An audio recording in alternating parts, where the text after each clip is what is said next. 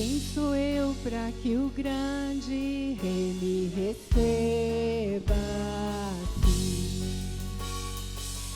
Me perdi, ele me encontrou, teu amor por mim, teu amor por mim.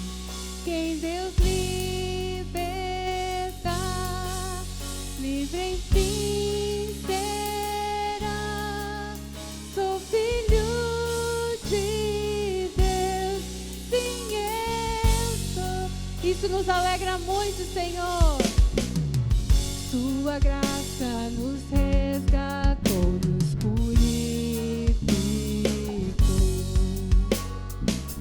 Quando eu era um pecador, se morreu por mim, se morreu por mim. Quem Deus liberta, livre enfim será. Sou filho de Deus, sim eu sou. Em tua casa, ó Pai, há um lugar pra mim. Sou filho de Deus, sim eu sou. Escolhido, perdoado, eu sou quem dizes que eu sou. Tu és por mim até o fim. Eu sou quem dizes que eu sou.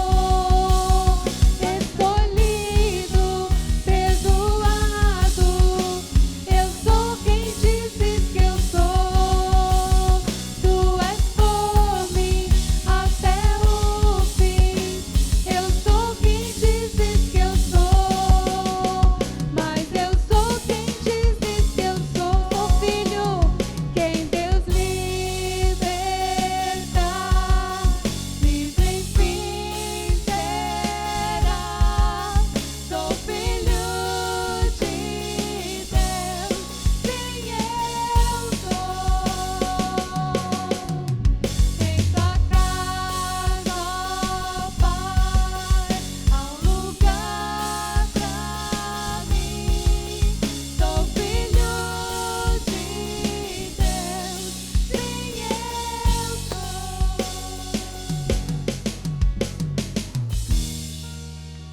Aleluia, Senhor, muito obrigada por isso, Pai.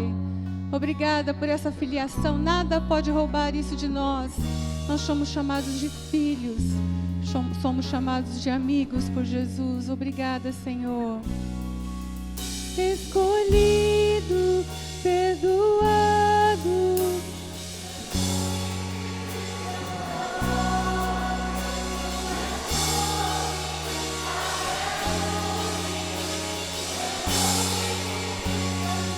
Cante, declare.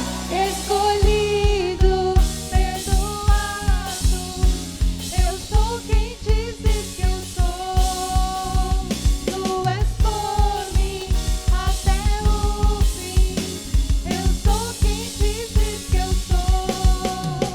Mas eu sou quem dizes que eu sou. Quem Deus liberta, livre enfim será. Sou filho de Deus, sim eu sou. Em tua casa, ó Pai, há um lugar pra mim. Sou filho de Deus, sim eu sou. Se você pode celebrar, celebre essa verdade. Ninguém vai roubar isso de você. Ninguém. Aleluia.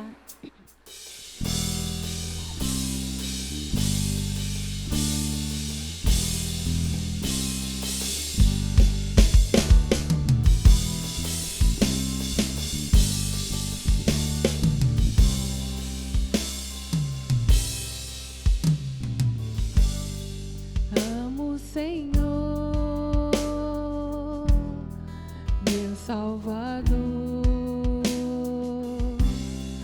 Anelo tê-lo bem junto a mim. Minha esperança é tua palavra que jamais desamparou.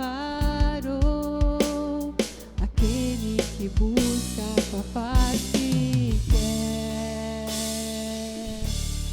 viver para ti, pensar só em ti, romper com as barreiras do mundo aqui, voar com o Pai nas asas da fé e ser revestido de glória e poder. Amo o Senhor,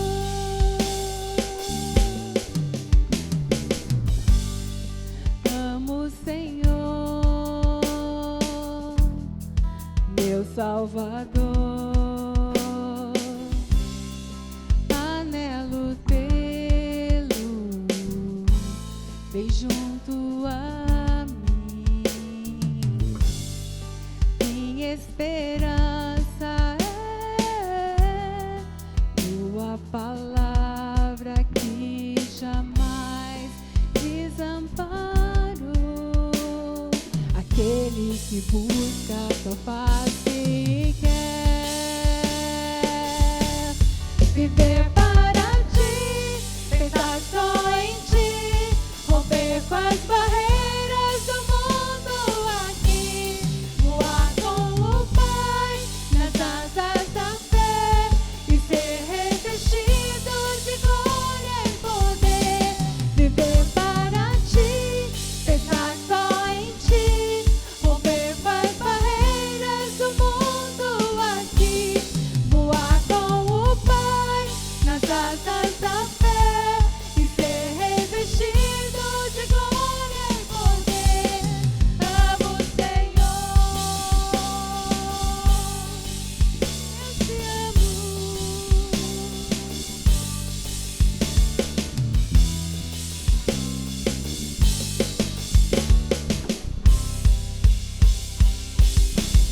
Viver para ti, pensar só em ti, romper com as barreiras do mundo aqui, voar com o Pai nas asas da fé e ser revestido de glória e poder.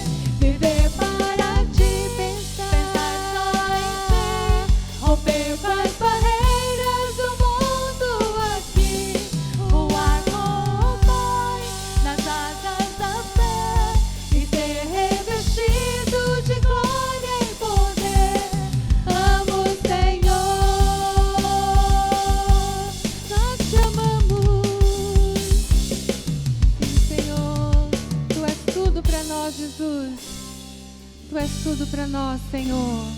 Obrigada, Senhor. Aleluia. Aleluia. Louvado seja o teu nome, Senhor. Amém, Senhor. Aleluia, Jesus. Os teus filhos estão aqui, Senhor. Os teus filhos querem receber do Senhor aquela porção que o Senhor tem para cada um de nós nessa manhã, crendo que Jesus fez tudo por nós. Todos os depósitos das nossas promessas que estão ali, Senhor, nós tomamos posse, Senhor, para a nossa vida hoje, Pai. Tudo está preparado aqui, a casa e o meu coração também. Tu és o único motivo que me fez chegar.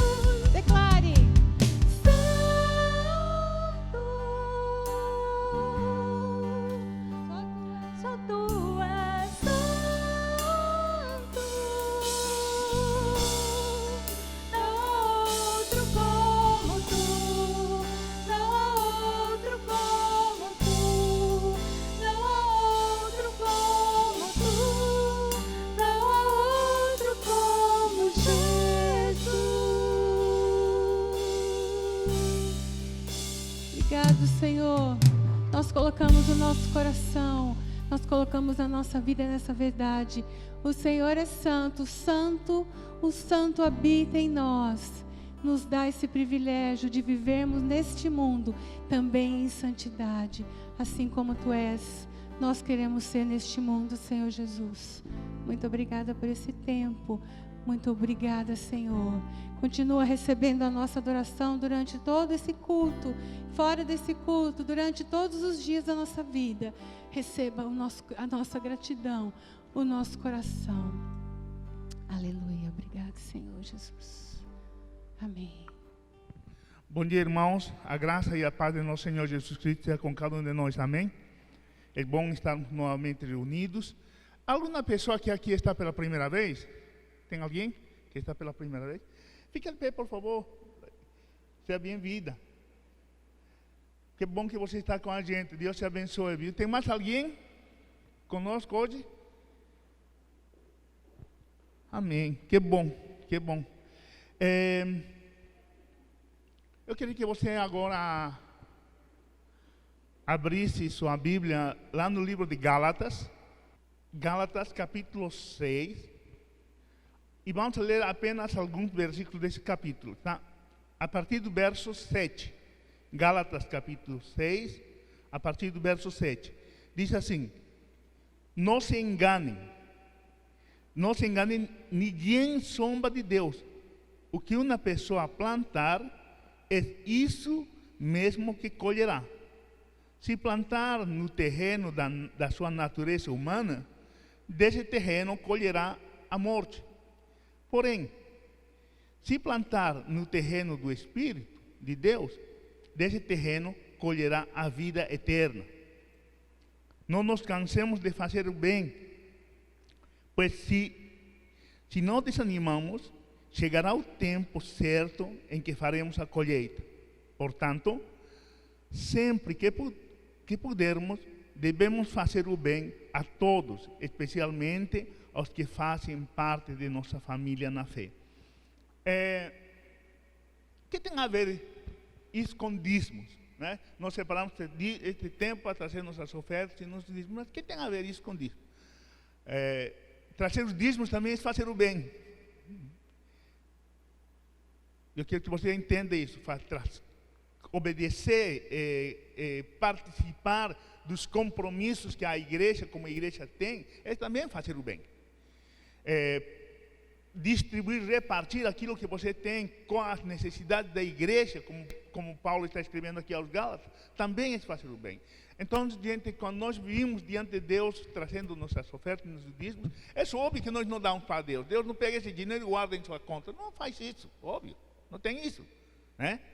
Porém, você dá esse dinheiro para que o reino de Deus continue a caminhar, continue a se espalhar, né? A comunidade continue com suas portas abertas para poder servir a nossa comunidade, a nossa cidade, né? E você e eu possamos estar juntos celebrando a Deus em este local, em este ambiente, em qual tem necessidades, né? E nossos recursos justamente servem para suprir essas necessidades também. Então, meu irmão, não desanime, não pare de fazer o bem. Fique de pé, vamos orar, vamos trazer nossos dízimos e nossas ofertas. Há uma lei que aqui está estabelecida, né? Se você planta no terreno da natureza humana, vai colher da natureza humana. Você planta no terreno, no ambiente espiritual, você vai colher no ambiente espiritual. E fazer o bem é isso, é plantar no ambiente espiritual. Amém, Pai, nós te louvamos nesta manhã, te damos graças por tantas bênçãos que tu nos tens otorgado.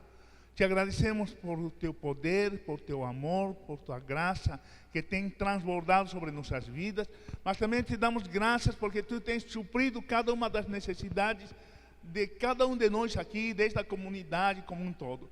Pai, somos gratos a Ti por as provisões em este tempo de dificuldade. Somos gratos a Ti porque Deus tem derramado de tua presença em nossas vidas, trazendo saúde em nossos corpos. Te agradecemos, Senhor. Em nome de Jesus, colocamos diante de Ti estas ofertas, estes dízimos, que Tu possas estar abençoando cada um de meus irmãos, suprindo as suas necessidades, aqueles que estão nas suas casas, nos seus lares, que Tu possas estar, Senhor, alcançando as vidas de cada um deles, também suprindo as necessidades que eles têm. E especificamente e especialmente, Senhor, te peço que Tu guardes cada um de nossos irmãos de toda ação maligna de enfermidade. Pai, em nome de Jesus, nós Te agradecemos.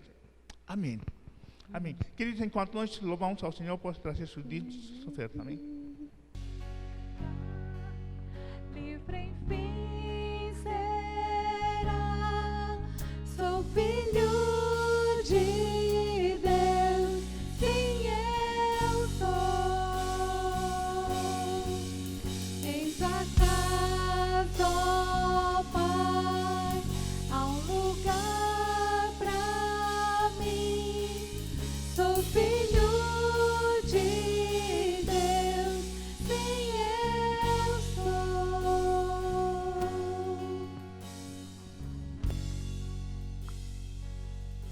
Amém, irmãos. Podem tomar seus lugares. Eu queria pedir só mais um pouquinho de sua atenção para passar algumas informações rápidas. Próximo domingo, que é o primeiro domingo do mês de outubro, é dia 4 de outubro, não é? Então, primeiro domingo do mês de outubro, dia 4, a nossa reunião, nosso culto, será no horário habitual, será no horário normal, tá? Às 7, vai ser às 19 horas, né, Kleber? São 19 horas do domingo, né? É 19 horas, então vamos antecipar 30 minutos, porque nosso culto era 19h30, mas a partir de domingo próximo será 19 horas, por todas essas situações que estão acontecendo na cidade, de haver bloqueios nos bairros. Então, para que as pessoas não tenham empecilhos para vir e para voltar para seus lares, então a gente decidiu antecipar um pouco o horário. Então, 7 horas da noite, 19 horas, se iniciará nosso culto. Lembrando que o próximo domingo é o primeiro domingo do mês e nós teremos nossa Santa Ceia. Então, por favor, né, desafia o pessoal de sua célula, aos irmãos, amigos de vocês que estão juntos, de repente, né, incentive-los a que venham, mande convites, sei lá, ligue para eles e motive-los a virem, né, irmãos? Eu creio que nós estamos com uma situação bem complicada em sentido de medo, né? Eu tenho um amigo que começou em março a quarentena, né? São mais ou menos 7, 8 meses que ele não sai do seu apartamento. Ele tem Curitiba, ele foi a Curitiba se isolar. E ontem ele me escreveu e disse assim: cara, estou com medo, tenho medo de sair. E esse menino novo, jovem, tem 25 anos. E eu acho que muita gente em nossa comunidade também ainda está assim, com esse temor, entre aspas, né? Então, vamos orar e vamos desafiar para que nossos irmãos possam estar vindo também. Amém? Bom dia, irmãos, a graça e a paz. Eu queria que você abrisse a sua Bíblia comigo novamente no livro de Êxodo, no capítulo 3. Nós vamos ler algumas passagens desse capítulo, não vamos ler ele inteiro. Êxodo capítulo 3. Vamos ler a partir do versículo 7.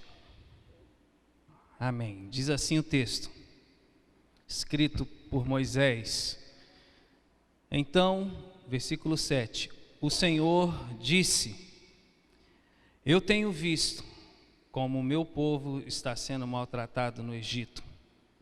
Tenho ouvido o seu pedido de socorro por causa dos seus feitores. Sei o que estão sofrendo.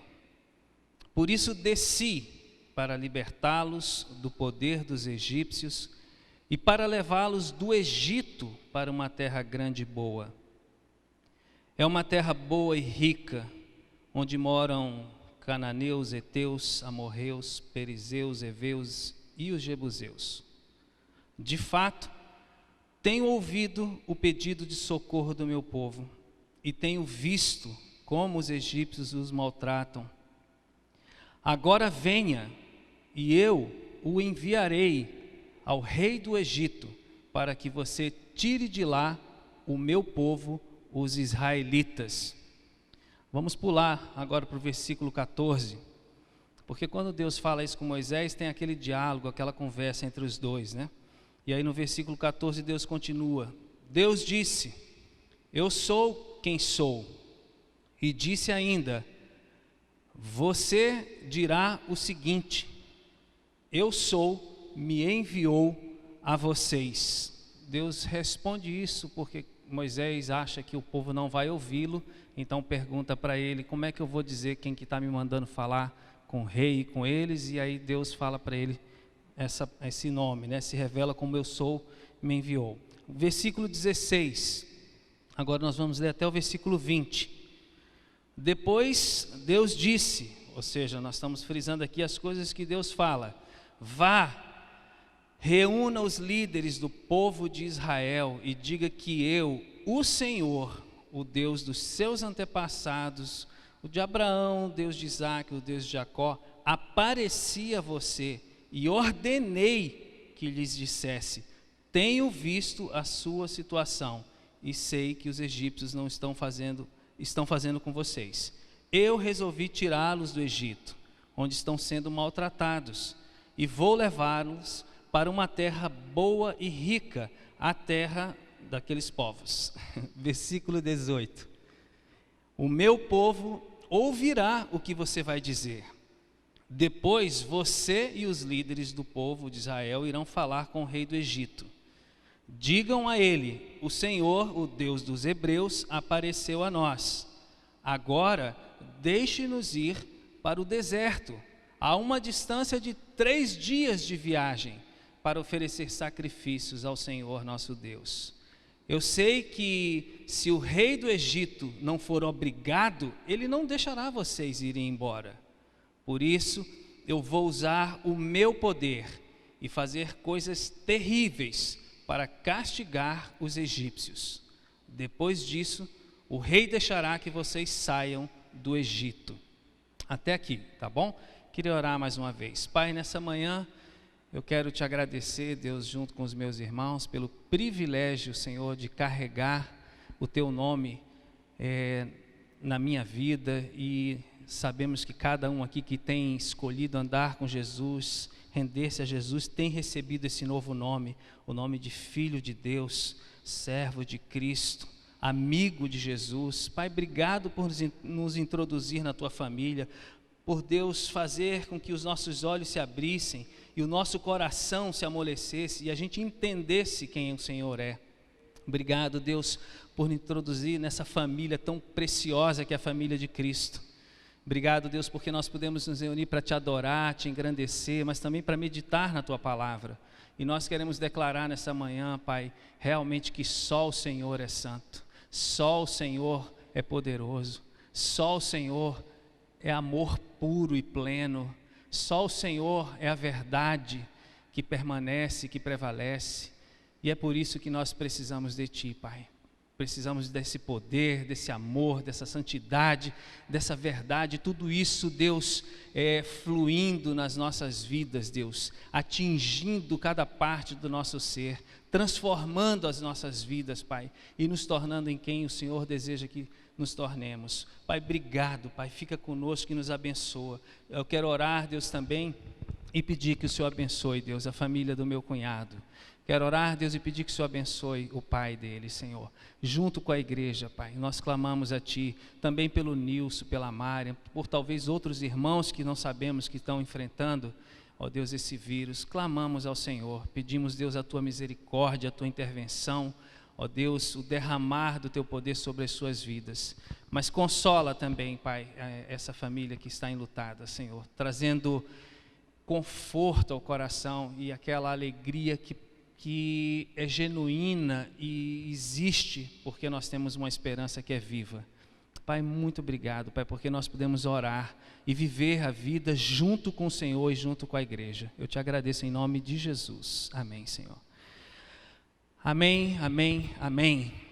Maio, mês de maio, mês 5, comecei uma palavra na igreja falando sobre superação de obstáculos, superação de crise, baseada nesse livro, o livro de Êxodo, escrito por Moisés, e falei durante esses domingos que eu tive a oportunidade de falar aqui na comunidade sobre vários assuntos. Eu quero apenas fazer uma revisão que eu estou caminhando para o final dessa série, dessa mensagem, intitulada Superando Obstáculos. E falei sobre o medo, né, a gente ter a condição de suplantar e vencer o medo. Falei sobre a condição que Deus nos dá de destruir a incredulidade, de destruir a murmuração na nossa vida. Falei sobre cegueira espiritual, compartilhei com os irmãos sobre o desânimo.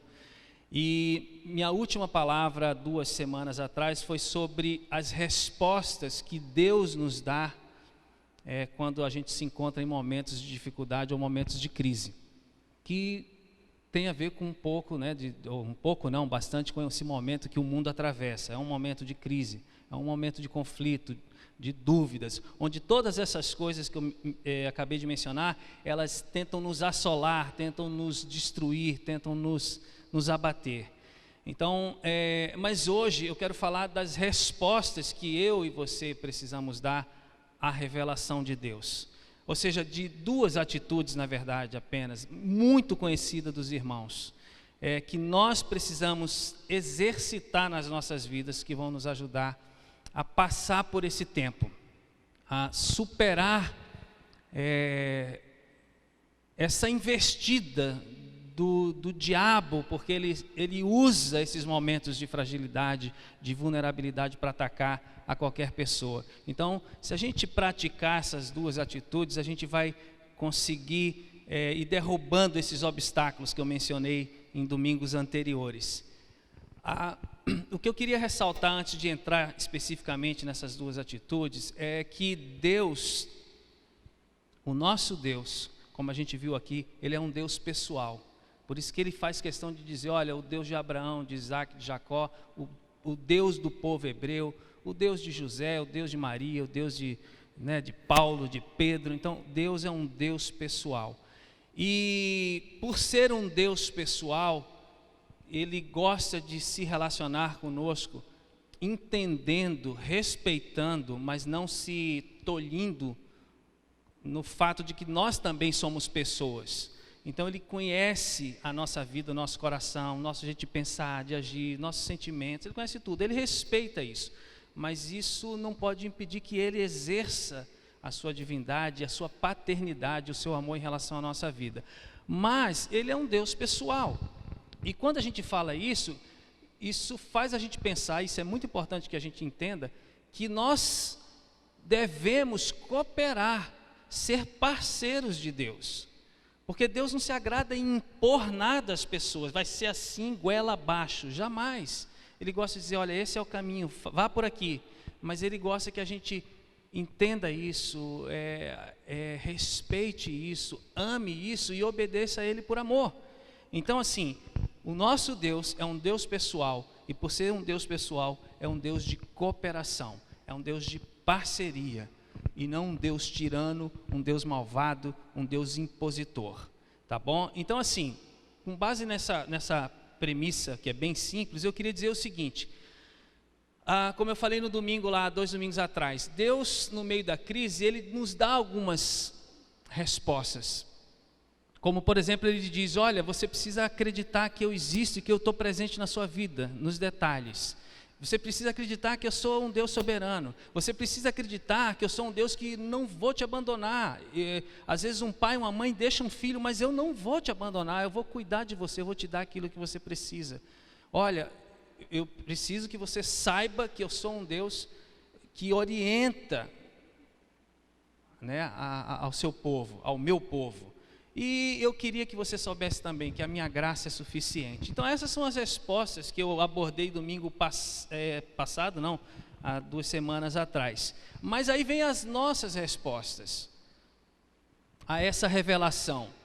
Então assim, o que Deus espera de mim quando Ele diz assim, olha, Zé Ernesto, eu sou quem eu sou o Deus da história, dos patriarcas, e agora pensando hoje, eu sou o Deus do Antigo Testamento, eu sou o Deus do Novo, eu sou o único Deus vivo, pessoal e verdadeiro. Ele se revela dessa forma para mim, mas eu não posso pegar esse entendimento, essa revelação e, bom, se ele é tudo isso, então que ele faça, eu vou ficar de braços cruzados e se ele quiser ele faz, se ele não quiser ele não faz, jamais. Então assim, a primeira atitude que Deus espera de mim e de você é fé, é viver pela fé. Gente, fé, obrigado, fé é a coisa talvez mais básica da nossa caminhada. A fé é a forma como nós entramos no reino. A gente sabe que a salvação é pela graça, que é a ação de Deus, mas é pela fé, que é um dom de Deus, que a gente usa para se introduzir nesse caminho, se lançar de cabeça. Então a fé é algo muito importante. A gente sabe que sem fé ninguém consegue se relacionar com Deus, não consegue agradar a Deus. Então assim, a primeira atitude é a fé. E quando a gente olha aqui para esse texto, a gente percebe coisas interessantes. Vamos lá, eu só quero que eu vou registrar porque eu fiz um recorte dos versículos aqui. Vamos olhar para Moisés. Moisés está pastoreando um bando de cabra e ovelha do seu sogro, sai, dá uma caminhada, e chega num monte, vê uma sarça ardendo, fica curioso de saber o que é aquilo, ele nunca tinha visto aquilo na vida dele, algo queimar e não se consumir, e se aproxima, curiosamente, Deus fala com ele, se revela para ele. Mas a revelação de Deus ali é uma revelação, por isso que eu falei, Deus não é impositor, mas Deus é Deus. É uma revelação objetiva, é uma revelação clara. Naquele momento da vida de Moisés, Deus já tinha um plano estabelecido que ele precisava cumprir.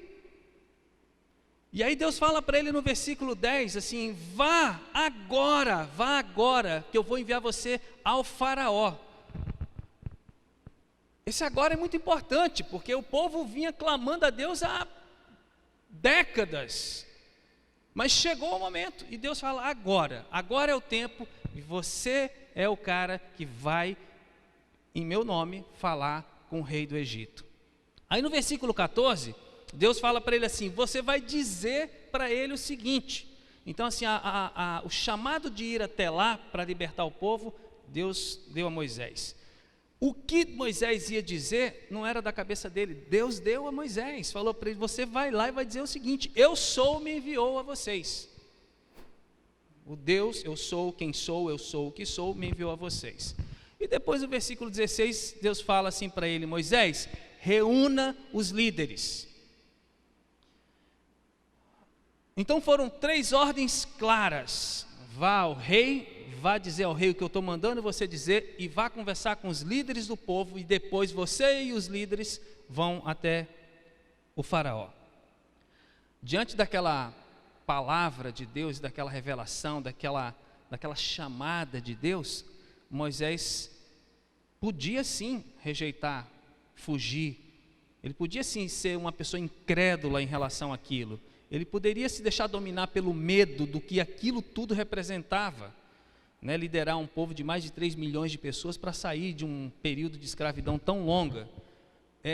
Mas a gente sabe pela história, porque a gente tem a Bíblia e tem a história e já leu, que Moisés ele não se intimidou, ele ficou assim assustado, entrou em crise, angustiado, mas ele topou. Ele falou, não sei o que eu vou dizer, então você diga isso, eu sou pesado de boca, então seu irmão vai falar através de você, mas eu vou falar com o cara mais poderoso do mundo. Ele falou, o que você tem na sua mão, Moisés? Eu tenho um cajado, joga esse cajado no chão, virou uma serpente, pega essa serpente pelo rabo, virou um cajado, você está vendo isso? Isso é o que vai acontecer, eu vou usar o meu poder para mostrar ao faraó e ao exército dele quem é esse Deus vivo, poderoso Deus da história. E se não for assim, ele não vai ceder. Ele só vai ceder se eu for duro com ele. Então assim, foram palavras muito objetivas. E a gente sabe então pela história que Moisés foi transformado nesse homem de fé. Ele se tornou um homem cheio do Espírito de Deus. Moisés foi tão transformado por Deus na caminhada de relacionamento dele com Deus, que ele que era um cara que tinha um temperamento mais duro, mais colérico e tudo mais, se tornou num homem extremamente manso. Diz a Bíblia que num homem mais manso da terra nos dias dele. E num homem que entendeu que aquele chamado que ele havia recebido naquela montanha, com aquela sarça queimando, era um chamado que só poderia ser cumprido se fosse com base no poder e na fidelidade de Deus. Moisés aprendeu isso. Nós precisamos aprender também que a nossa vida aqui tem que ser com base no poder de Deus e na fidelidade de Deus, nesse Deus que nos ama, que é pessoal. E Moisés, sem se dar conta, gente, ele já tinha tido experiência com Deus na tenra idade. Ele era bebê. Vocês lembram da história? No tempo em que ele nasceu, que ele era um menino muito bonito, que sua mãe se preocupou, falou, eu vou perder meu filho, eu não posso. Deus deu sabedoria para ela, ela criou aquela cestinha com juco, com pinche, e ajeitou tudo, botou lá e jogou no rio Nilo lá, mandou a filha ficar ali seguindo lá, a serva, filha, nem lembro agora, enfim. E a princesa, filha do faraó, pega ele. E a menina acha a própria mãe para amamentar Moisés, depois ele cresce e a princesa chama ele para vir para o palácio. Ele era bebezinho, Deus já estava se movendo na vida dele. Deixa eu dizer algo para você. Talvez você não identifique qual foi a primeira vez que Deus se manifestou na sua vida, mas Ele cuida de você desde que você é bebezinho. A Bíblia diz que Ele formou você e eu no ventre da nossa mãe. Não tem ninguém que cuide melhor da gente, que saiba mais acerca da nossa vida, que possa nos fazer mais felizes do que Deus. Deus te ama desde quando você era uma substância sem forma.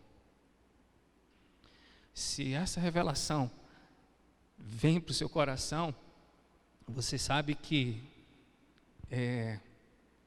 mesmo quando você dá as tuas caídas, as tuas bobeiras, comete os teus erros e os teus pecados, e você olha para cima e fala, Deus, me ajuda, mais uma vez, tem misericórdia de mim. Ele se manifesta porque Ele te ama, Ele te ajuda, Ele te limpa, Ele te perdoa, Ele te nutre, Ele te encoraja. Deus é assim. Moisés sabia quem era o Deus de Abraão, Isaque e Jacó, porque esse Deus estava se tornando o Deus dele, da sua própria vida. E sabia que as coisas faladas pelo Senhor, se encontrassem eco no coração dele, seriam cumpridas. Foi a fé que Deus compartilhou com Moisés e que Deus exercitou na revelação que ele recebeu no monte, que sustentou ele durante a vida, durante todas as provas, que deu a ele condições de ele suportar lugares e acontecimentos complicados, difíceis, angustiantes. A história lida rapidamente é linda, maravilhosa, mas a história vivida em décadas foi dura, foi pesada. Tão pesada que ele precisou muitas vezes ter pessoas do lado dele sustentando os seus braços. Tão pesada que Deus falou para ele, cara, você precisa de ajudante, você não vai conseguir fazer essas coisas sozinho. Foi pela fé que Deus deu a ele, que ele exercitou na palavra, que Deus trouxe no monte, ele conseguiu vencer a opressão do faraó. Ele acreditou quando Deus falou, olha, eu vou pegar pesado, eu vou fazer coisas terríveis para castigar esse cara, esses egípcios. Eu vou dar uma dura neles. Você vai sair daqui. E olha, você vai encontrar muitas guerras pela frente, mas eu vou ser com você. A fé que Deus deu a Moisés, que não é maior do que a fé que Ele deu a mim e a você, foi que deu a Moisés a condição de ele não apenas ver milagres acontecendo, mas de ele ser canal, ele ser instrumento desses milagres na vida de algumas pessoas, aliás, de milhares de pessoas. Então, essa fé que Moisés tinha, não foi uma fé que só sustentou ele na guerra, ou que só fez com que ele visse e fizesse milagres, mas foi uma fé que sustentou ele nos momentos em que ele, Moisés, se sentiu sozinho. Porque é assim que às vezes a gente se sente. Mesmo tendo família sanguínea, mesmo tendo igreja, às vezes passa algo na nossa vida, uma experiência que a gente se sente assim sozinho. E por essa mesma fé, Moisés superou os momentos que ele estava sozinho, os momentos que ele estava triste, os momentos que ele estava estressado, os momentos que ele ficou decepcionado com o povo que disse que ia e que depois voltou atrás, foi o tempo todo reclamando. Essa fé ajudou Moisés a lidar com essas dores da alma, porque tristeza, solidão, decepção e estresse provocam dor na alma. E às vezes essa dor é tão grande, tão profunda, tão extensa, que ela se reflete no corpo. E as pessoas ficam com dores na junta, dores nos ossos, nos ligamentos. Como que Moisés caminhou 40 anos de deserto com 3 milhões de pessoas, com situações complicadas, difíceis, em momentos de guerra, monta acampamento, desmonta acampamento, vai para cima, usa essa estratégia pela fé. A fé deu a ele condição de caminhar com um povo difícil, com um povo de dura cerviz. O fato é, irmão e irmã, que a fé de Moisés não era uma fé imatura, era uma fé forte. Não estou falando do tamanho, estou falando da qualidade. Era uma fé genuína, era uma fé, eu diria até assim, que se assemelha de certa forma à fé de outros grandes homens da Bíblia, porque ele era um cara que acreditava tanto em Deus e queria tanto que a vontade de Deus se cumprisse, que ele encaminhou com aquele povo, e ele amou aquele povo e colocou aquele povo acima dele. E isso é um ato de amor profundo. Quando a gente vê na Bíblia, considerai o seu irmão superior a você, está aí um exemplo bíblico. Ele botou o povo acima dele. Aí você fala, mas como? Da onde você está tirando essa ideia que não é da sua cabeça? Não, não é. Porque se você for ler Hebreus capítulo 11, que fala dos heróis da fé, e Moisés é um dos homens bastante mencionado ali, diz que pela fé Moisés preferiu ser maltratado com o povo de Deus a usufruir prazeres mundanos, transitórios, que iriam impedi-lo de conhecer a Deus intimamente. Foi pela fé, irmãos, que ele abriu mão do palácio para se juntar com o povo e botar a cara no pó lá. Ele poderia ter ficado lá no planalto lá do faraó, né, vivendo muito bem, obrigado, mas ele conhecia o Deus vivo, o Deus verdadeiro, e ele via e se doía com o sofrimento do povo. Então ele tinha uma fé forte. Ele falou, não vou ficar nisso, Deus não me chamou para viver na zona de conforto, Deus não me chamou para viver regaladamente, para viver, sei lá, vou viver como um rei aqui, mandando em todo mundo, usando todo mundo, explorando todo mundo, porque é isso que os reis fazem, né, de um modo geral. Não, eu vou fazer o que Deus me chamou para fazer, que é trabalhar pelo povo que Ele quer libertar. E nós precisamos ter essa mesma fé, nós precisamos ter essa mesma convicção das coisas que nós esperamos em Deus, como diz Hebreus 11:1. Nós precisamos ter essa fé de qualidade que nos deixa seguro quanto às coisas que a gente não vê. Tem coisas que eu não consigo ver. Tanto coisas ruins que eu quero que desapareçam do mundo, quanto coisas boas que eu creio que Deus quer derramar sobre a minha vida, e eu não as vejo, mas eu estou seguro de que Deus, que é soberano e poderoso, está trabalhando e vai agir para que as coisas aconteçam de acordo com a vontade boa, perfeita e agradável dEle. Se é inimigo, vai ter que cair em nome de Jesus, e se é de Deus, eu quero receber, e eu creio que você também quer receber.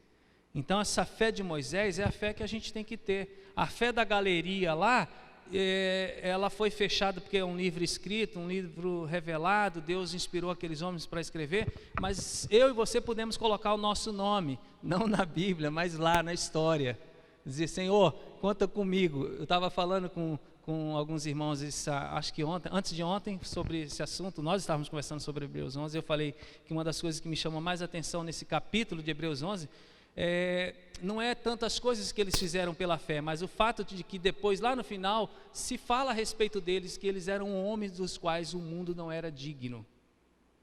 Eu amo essa frase. Que o mundo saiba que nós honramos ao Senhor, obedecemos ao Senhor, mesmo que eles nos considerem dignos.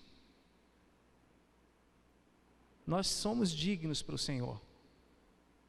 Ainda que sejamos rejeitados ou, ainda que algumas pessoas riam da gente, não importa.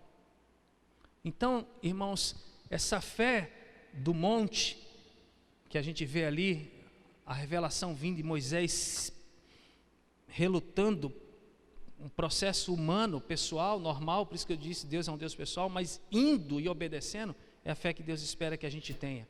O que eu quero dizer com isso? Tem coisas que Deus já revelou para você, meu irmão, minha irmã. Vá! Pule de cabeça! Confie! Não ache desculpa. Admita a dor, a fraqueza, as dúvidas, mas vá. A fé é uma atitude. A fé não é um pensamento. A fé é uma escolha. Deus deposita aquela semente dentro da gente que é um dom, nos dá, mas a gente pega a revelação dele com aquela fé que ele depositou no nosso coração, que é suficiente, a gente faz, eu vou, Senhor, em nome de Jesus. Nós precisamos exercitar a fé, irmãos.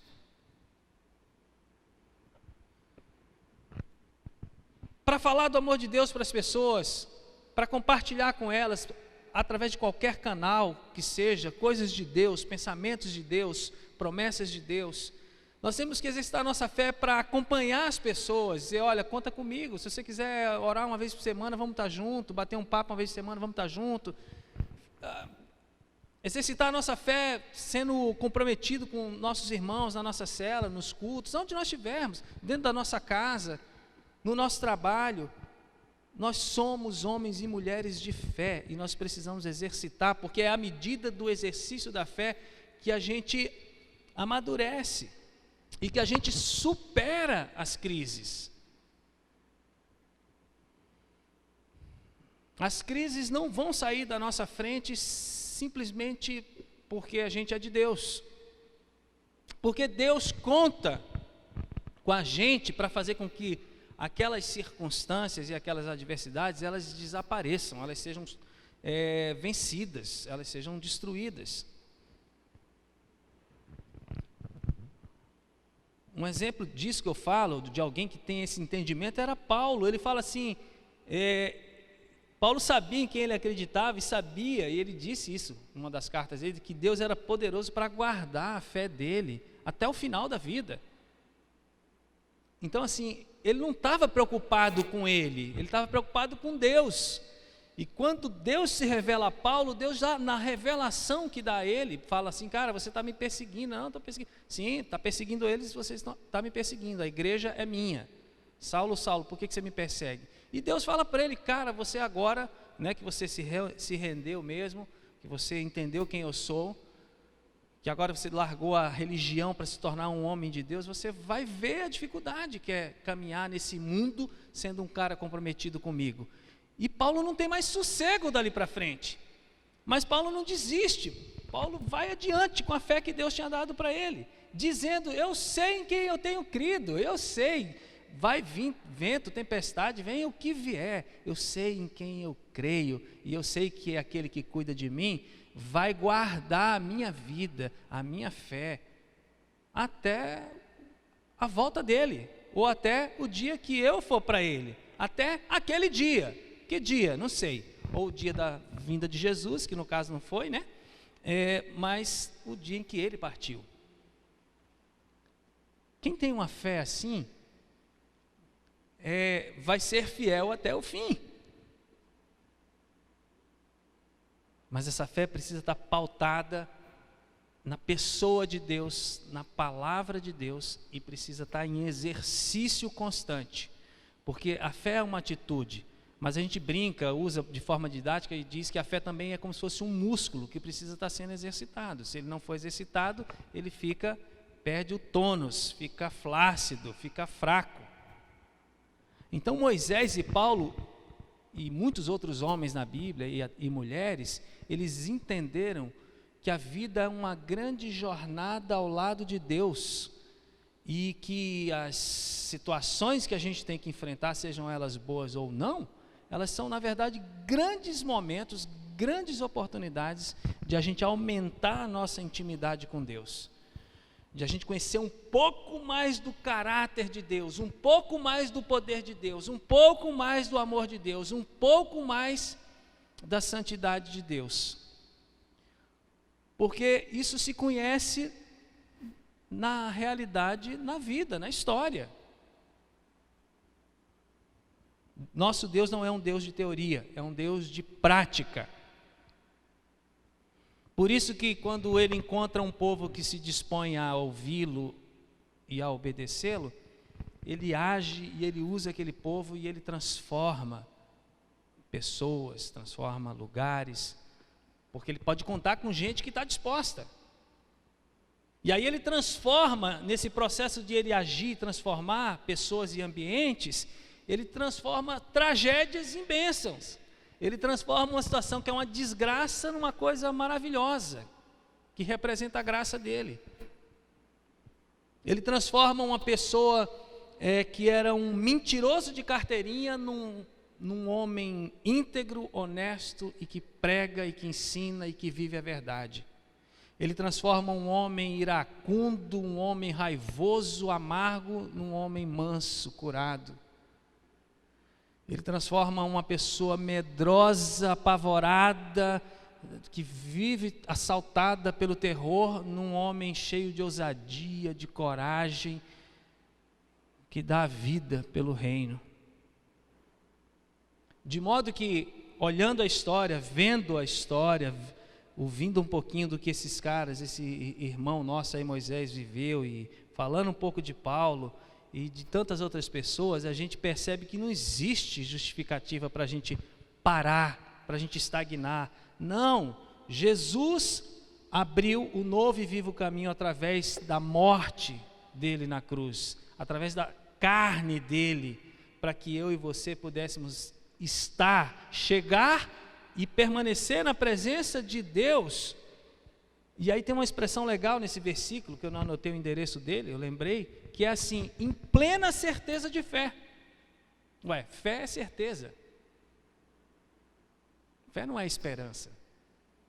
Mas Jesus vai lá e abre esse caminho e fala, não tem intermediários, agora você pode vir direto conversar com o Pai. Conversa com o Pai, você pode chegar na presença do Pai, você pode viver na presença do Pai. E você pode estar aí pleno, seguro, certo de que Deus é contigo e de que Deus é o autor e o consumador da fé que você tem. Então, irmãos, essa primeira atitude é básica, é simples. Eu queria apenas relembrar aos irmãos, seja o que for que eu e você estejamos enfrentando, vamos seguir praticando uma fé prática, uma fé obediente, uma fé bíblica. Vamos seguir. Mas é que o resultado não está aparecendo. Não se preocupe com o resultado. O resultado está nas mãos de Deus. Se você entendeu a minha pregação anterior, você vai descansar em relação ao resultado. Por quê? Porque Deus é soberano. A minha preocupação e a sua preocupação é fazer bem o que chega às nossas mãos. É fazer com zelo, com prudência, com entendimento, com amor, com dedicação. É confiar no Senhor, é obedecê-lo. O resultado está nas mãos dele. Se você for ler Hebreus 11, aliás, eu deixo essa pequena sugestão, tarefa, desafio para você. Leia Hebreus capítulo 11, do versículo 1 até o final, e você vai ver que pela fé, muitos resultados são colhidos. Na grande parte, coisas poderosas, maravilhosas, impressionantes, mas também resultados difíceis, complicados, mortes, apedrejamentos, pessoas sendo cerradas no meio, tudo pela fé. Não há o que temer, irmãos, não há o que justificar, não há o que duvidar. Você e eu fomos chamados para viver pela fé, e não existe vida melhor, ok? A segunda coisa que eu queria compartilhar, a atitude, para a gente continuar encarando essas demandas desse mundo, as crises, os conflitos, as lutas e os desafios, é uma coisa que eu diria assim que também é extremamente básica, mas desafiadora na nossa vida como cristão, que é oração.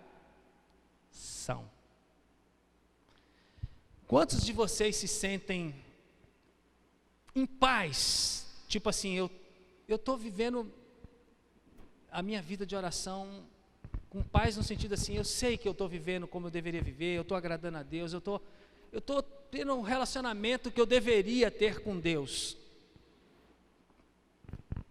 Não vou pedir para você levantar a mão, é uma pergunta. Eu sei que orar é conversar com Deus, eu sei que orar é se interessar por Deus, e eu sei que orar também tem a ver com abrir o nosso coração para Deus, mesmo que Ele já saiba o que está dentro do nosso coração. A Bíblia tem muitos exemplos de pessoas que oraram, conversaram com Deus, ouviram Deus e obedeceram a Deus. Nessa passagem que a gente leu, a gente às vezes passa assim e não percebe, mas isso aqui é uma conversa, isso é uma oração. Vai perto da sarça, Deus fala, ei, tira tua sandália. Mas aí começa uma conversa, um momento de intimidade, de comunhão, de oração, de abertura de coração de Moisés com Deus.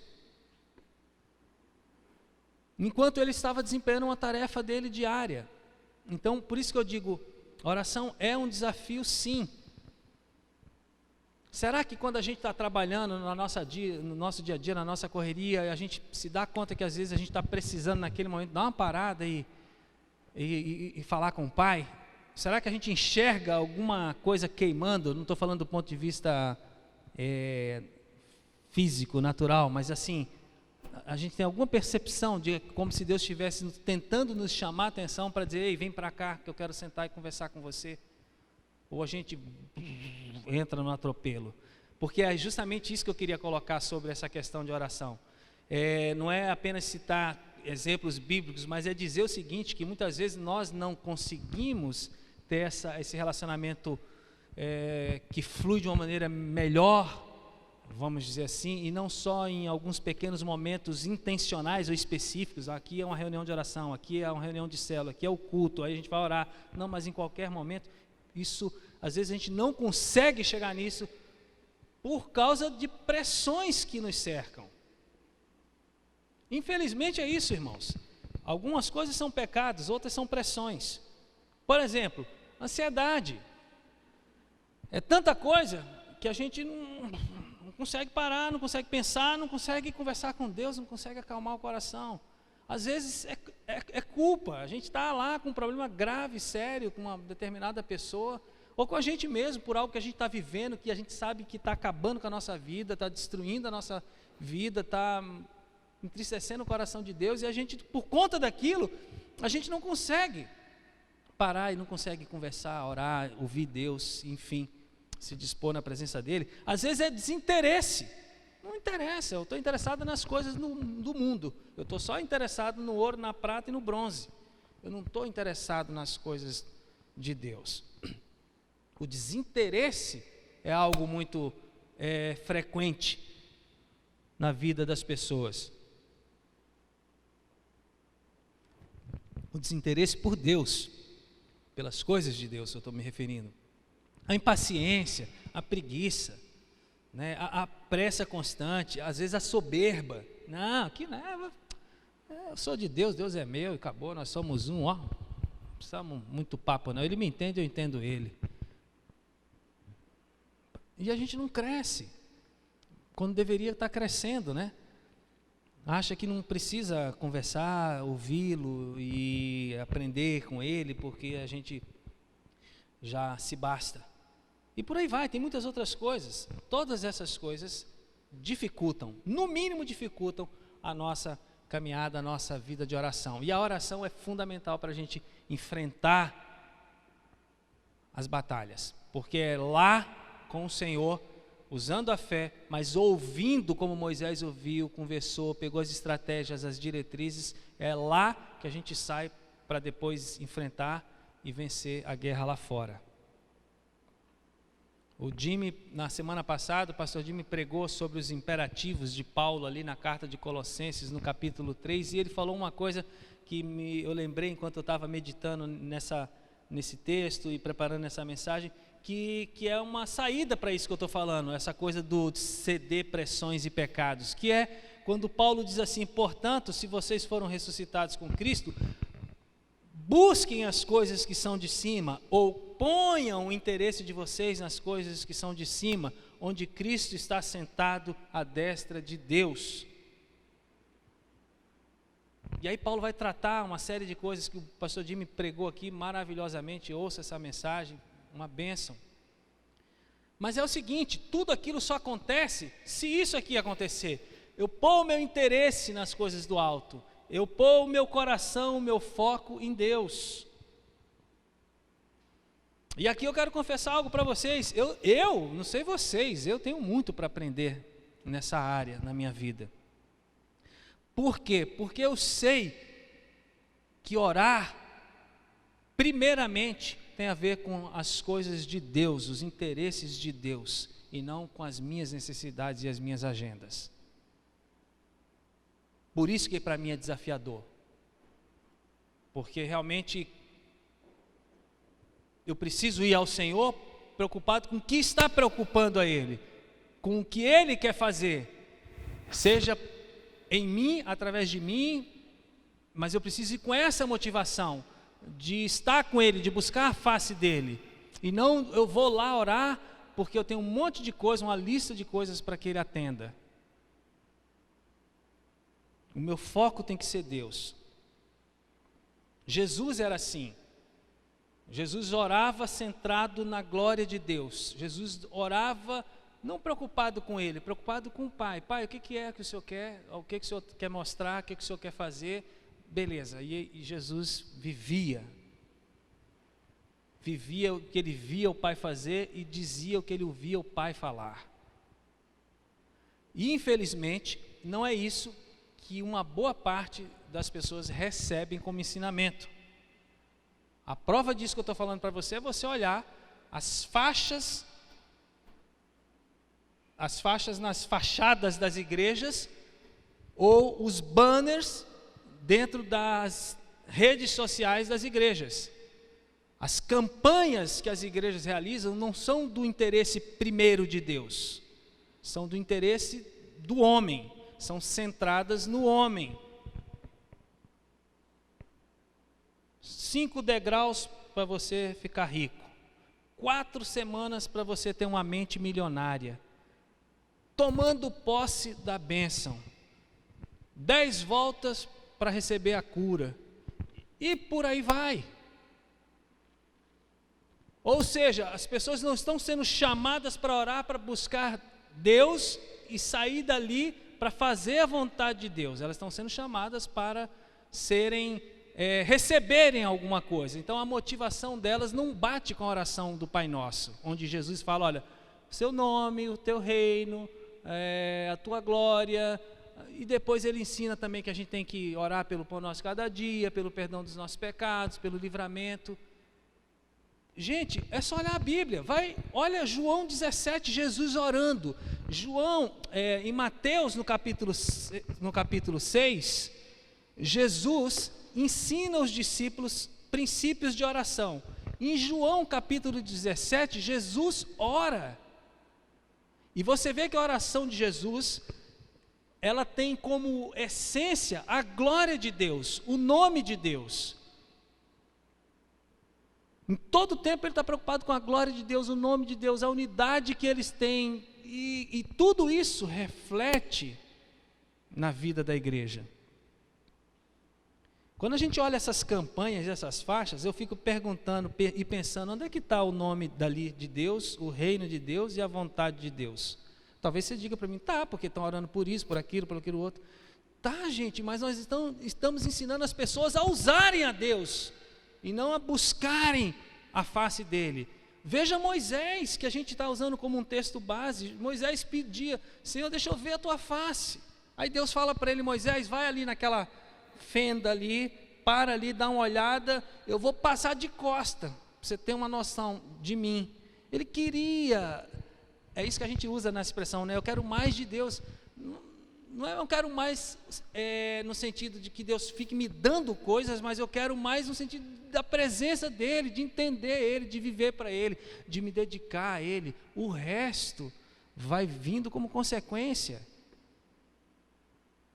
É diferente de eu ir para um lugar para obter coisas. Quem desenvolve uma fé ou uma vida de oração nessa relação de troca se frustra, se decepciona.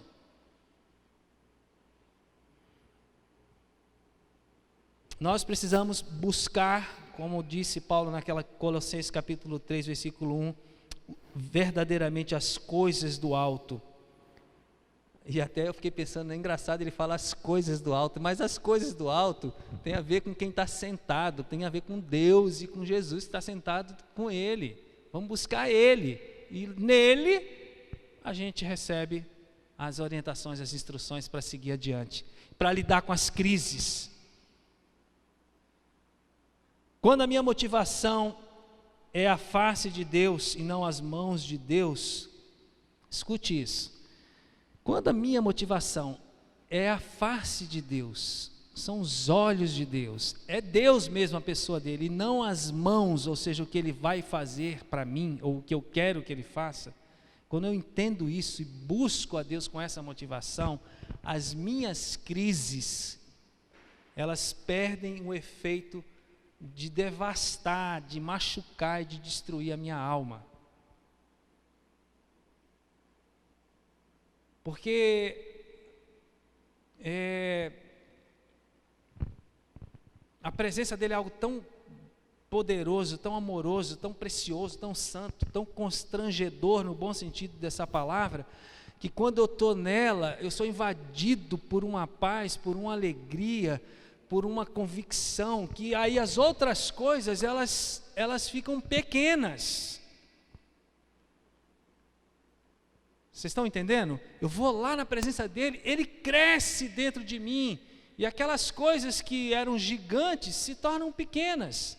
Eu passo a vê-las com os olhos dele, porque eu estava olhando para ele. O olhar dele passa a ser o meu olhar, o pensamento dele passa a ser o meu pensamento, os sentimentos dele passam a ser os meus sentimentos, mas para que isso aconteça eu não posso ir para a presença dele buscando as mãos, eu tenho que ir buscando ele, a face dele. Foi assim com Moisés, irmãos. Estou terminando. E aí você lembra que nesse texto que a gente leu, no versículo 7 e 9, Deus é tão bom, Deus é tão amoroso, Deus é tão misericordioso, que mesmo, às vezes, a gente não agindo dessa forma que eu estou compartilhando com os irmãos, com uma atitude de fé sólida, forte, centrada em Deus, e com uma oração, com a motivação correta, Deus ainda assim, Ele vê, Ele ouve e Ele intervém. Mas quando eu digo isso, e vou ler o versículo, eu não estou dizendo isso para incentivar a você permanecermos vivendo de uma forma equivocada. Não. Ao contrário. O meu desejo é que você e eu acordemos e falamos, realmente eu não posso ficar num relacionamento, desculpa usar essa palavra, medíocre ou pobre. Eu preciso que o meu relacionamento com Deus e Deus comigo seja enriquecido. Eu quero dar o meu melhor para Ele, na certeza de que Ele cuida de mim. cuida da sua família, da sua igreja. E aí está o texto dizendo ali em Êxodo 3, 7 a 9, diz assim, Deus falando com Moisés, olha só, eu tenho visto a opressão sobre o meu povo no Egito. Os meus olhos estão atentos, eu observo, eu não estou cego. Eu tenho escutado a oração, o clamor, o grito, a angústia, o pedido de tira a gente desse inferno, tira a gente dessa opressão, tira a gente dessa exploração, tira a gente dessa vergonha, tira a gente desse estado de caos. Socorre a gente, Deus. Eu tenho visto, eu tenho escutado o clamor por causa dos feitores. Eu sei o quanto, Moisés, eles estão sofrendo. O que quer dizer sofrendo? O quanto eles estão em crise. O quanto está doído, o quanto está pesado. Por isso eu desci. Por isso, Moisés, eu estou aqui. Moisés, por isso que eu acendi um foguinho ali para você olhar para mim. Moisés, não se distraia com fogo. O fogo é um sinal. Eu queria que você viesse a mim. Você veio. Então eu desci para livrá-los das mãos dos egípcios e tirá-los daqui, dessa terra que para vocês representa uma maldição. E eu vou levar vocês para uma terra boa, uma terra ampla, vasta. Lá tem leite, tem mel, tem fartura. Tem lá os povos, todos aqueles povos. Vocês vão lutar bastante lá, mas eles vão sair e eu vou ajudar vocês. Pois, terminando o versículo 9, agora o clamor, pois agora, Moisés, agora que a gente está aqui, eu e você conversando aqui nesse monte, agora o clamor dos israelitas chegou a mim, e eu tenho visto novamente como os egípcios os oprimem. Então assim, Deus vê a minha luta, a sua luta, Deus ouve, e do jeito que a oração deles foi atendida, Deus vai atender a nossa oração. Mas a gente precisa compreender que a resposta de Deus nem sempre é a resposta que nós esperamos. O que eu estou falando para vocês é o que eu vivo, irmãos. Se você me perguntar assim, a irmã do Marcão, a Jussara, que faleceu, que eu pedi oração e faleceu ontem. Lógico, ontem eu estava chorando, triste. Hoje eu estou ainda triste. Ninguém se alegra com perder, né, se despedir de ninguém, enfim. Se você me perguntar, como que você orava por ela? Eu digo para você, eu orava para Deus curá-la. Porque o meu relacionamento com Deus é um relacionamento assim como o seu, pessoal. Eu não tenho como fazer uma oração para impressionar Ele, sendo que no meu coração são outras palavras. Eu falei, Senhor, cura a Jussara, ela é tão nova. Devolve ela para a família dela.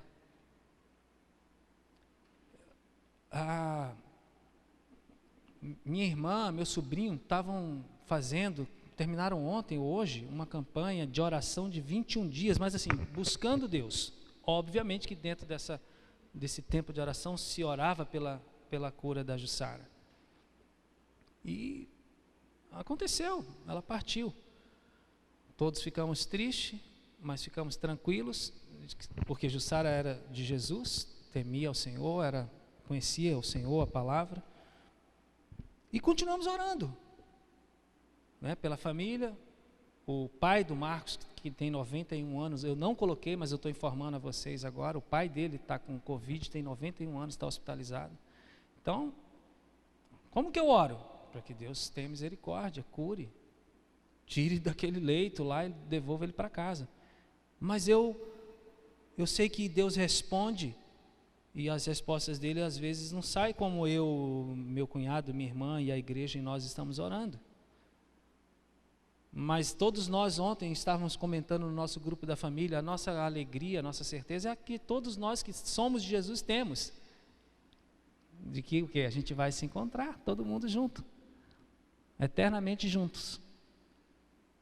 Essa é a diferença de quando um cristão encara a morte, de uma pessoa que não entende a morte e se desespera porque não sabe nada do que vai acontecer depois. Nós sabemos o que vai acontecer depois. Nós temos uma esperança viva. Então Deus vai responder a mim e a você. Muitas respostas vão ser de acordo com o que você está pedindo, exatamente. Outras vão ter um não, outras vão ser diferentes. Deus responde, Deus ama, e Ele vai sempre fazer o melhor para mim e para você. Isso eu queria que você guardasse. Se você me perguntar assim, por mais dolorido que seja, são 11h29, que seja perder alguém da família tão querida, divertida, alegre, né, que inclusive foi homenageada lá no trabalho dela. É difícil, dói, mas a gente está na paz de Jesus. Jesus está no controle. Então, queridos, terminando, seja qual for a minha ou a sua crise, pessoal, problema de saúde, vícios, estou tomado de vícios ou tomado por um vício, o meu caráter está meio esculhambado, Deus precisa dar uma lapidada na minha vida. Às vezes nós estamos com crise dentro do casamento, é conflito, é pecado mesmo, às vezes não é, sabe o que? É falta de amor. Estamos juntos porque fica feio, né? Assim, não estar junto, mas assim, não existe mais carinho, admiração, amor. Isso acontece na vida das pessoas, são crises. Às vezes é a crise familiar, é um filho, às vezes são os pais da gente que pode estar com um problema grave, às vezes são nossos irmãos que estão passando por crises grandes, terríveis, irmãos que eu digo agora de sangue. Não sei qual que é a minha, qual que é a sua. A minha eu sei, né? Mas assim, às vezes são problemas profissionais, você está lá descontente, infeliz no trabalho, se sentindo explorado, ou não, até você nem está trabalhando, o problema é esse, a crise está porque eu queria estar trabalhando e não tenho trabalho, não consigo trabalho. Ou às vezes a crise bate na gente na igreja, eu não tenho vontade, eu não quero, não tenho nada para fazer, Deus não se revela para mim. A gente entra em umas coisas assim, a gente entra. O que é que a gente precisa? Atitude de fé. O que é que a gente precisa? Buscar a face de Deus. E mais, para terminar, dizer, eis-me aqui, Senhor, envia-me a mim. Ou seja, o que é que eu quero dizer com isso? Eu vou tomar e vou fazer a minha parte. Eu tenho visto aqui na nossa comunidade pessoas fazendo a sua parte e coisas acontecendo. Porque pessoas estão fazendo a sua parte. Então o meu convite, o meu desafio é para cada um dos irmãos, para mim, para minha família, para todos vocês, aqui e que estão em casa, vamos ter uma atitude de fé, vamos ser um povo de oração que busca a Deus por quem Ele é, e vamos obedecer a tudo que o Senhor trouxer para a nossa vida, para o nosso coração, porque aí, como eu disse, as crises, os conflitos e os problemas vão perder o poder devastador sobre a minha vida e sobre a sua vida. Então eu gostaria que a gente se colocasse de pé, vamos orar, vamos ficar firme, né? Você está em família, então dá a mão para a pessoa que está do seu lado, não tem problema, não precisamos fazer um grande círculo. Eu queria pedir que você orasse com ela, eu vou orar aqui, você vai orar, ore aí, ore com base no que Deus falou ao seu coração, vamos orar, vamos ministrar um ao outro, coragem, ousadia, fé fortalecida, intimidade com Deus, amém? Pode começar a orar pelo seu irmão. Pai, em nome de Jesus, nós te agradecemos por essa manhã, por esse momento, Deus, de louvor, de adoração, de comunhão. Te louvamos e te agradecemos, Pai, por esse momento de meditação na Tua Palavra. Deus, obrigado pela Tua Palavra, ela é poder de Deus para transformar as nossas vidas, ela é poder de Deus para transformar a vida da nossa família, do nosso colega de trabalho, do nosso vizinho. Senhor, essa palavra é poderosa, passará o céu e a terra, mas a Tua palavra, a Tua vontade nunca vai passar. Então, Senhor, em nome de Jesus, eu oro com os meus irmãos nessa manhã, eu oro pela igreja nessa manhã. Senhor, em nome de Jesus, nos conduz nesse caminho de fé, Pai, nessa fé bíblica, nessa fé, Deus, forte, nos conduz, Deus, nesse caminho de fé, Pai, que vai ver as coisas acontecerem, ó Deus, as mudanças surgirem. Pai, nos conduz, Pai, para que sejamos homens e mulheres de fé, que vão glorificar o Teu nome através da vida, das ações, que vão mostrar a fé pelas obras, Senhor, e não apenas pelo falar. Pai, em nome de Jesus, que a nossa vida, Pai, a nossa casa, a nossa igreja, seja referência, Pai, da comunhão com o Senhor, Senhor, da intimidade com o Senhor. Nos leva, Pai, a uma vida de oração profunda, a uma vida, Deus, de comunhão profunda com a Tua presença, Senhor. Nós queremos olhar nos Teus olhos, nós queremos sentir o Senhor, nós queremos ouvir a Tua voz, Senhor. Nós queremos, Pai, comunhão contigo. Nós estamos preocupados, Deus, com a Tua vontade, com o Teu reino, Senhor, com o que o Senhor quer fazer, Deus. Pai, a vida não é só a nossa vida, mas é a Tua criação. Então usa a gente, Senhor, para fazermos história e para mudarmos a história. Eu oro agradecido, Pai, em nome de Jesus. Nos abençoa nessa semana que está começando, em nome de Jesus. Amém, Senhor. Amém. Deus abençoe, que você tenha uma excelente semana. Lembrando que domingo que vem o culto será às 19 horas, tá bom? Domingo que vem, Santa Ceia e culto às 19 horas. Um abraço.